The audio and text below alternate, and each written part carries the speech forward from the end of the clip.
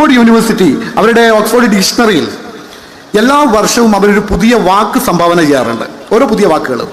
ആ വാക്കാവട്ടെ ലോകത്തിൽ ആകമാനം വ്യവഹാരത്തിലുള്ള ജീവിതങ്ങളെ ആകെ മൊത്തം ടോട്ടലായിട്ട് ഇങ്ങനെ പറയാം പ്രതിനിധീകരിക്കുന്ന ഒരു വാക്ക് കൂടിയായിരിക്കും.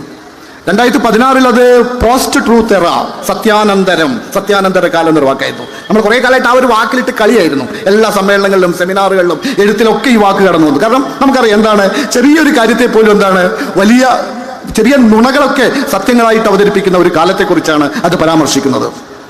2017 ഫേക്ക് ന്യൂസ് എന്നൊരു വാക്കാണ് ഓക്സ്ഫോർഡ് ഡിക്ഷണറി അവതരിപ്പിച്ചത്. ഫേക്ക് ന്യൂസിൽ എന്ന് പറഞ്ഞാൽ ഈ നുണ പ്രചരണം കൊണ്ട് കള്ള വാർത്തകൾ എങ്ങനെയാണ് ഈ സമൂഹത്തെ വല്ലാത്തൊരു അസ്വസ്ഥതകൾ സൃഷ്ടിക്കുക എന്നുള്ളൊരു ആശയം കൊണ്ടുവന്നു.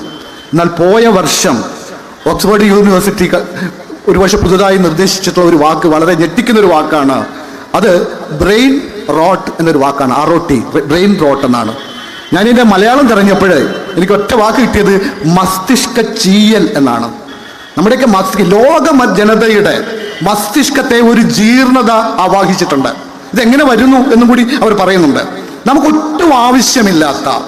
ഒട്ടും ആവശ്യമില്ലാത്ത ഉപരിപ്ലവമായിട്ടുള്ള അനാവശ്യമായിട്ടുള്ള കാര്യങ്ങൾ, അത് കാഴ്ചയും കേൾവിയും എഴുത്തും എല്ലാമായിട്ട് നമ്മുടെയൊക്കെ മസ്തിഷ്കങ്ങളിലേക്ക് ഇങ്ങനെ വന്ന അടിയാണ്. ഇങ്ങനെ ഡസ്റ്റ്ബിൻ പോലെയാണ്.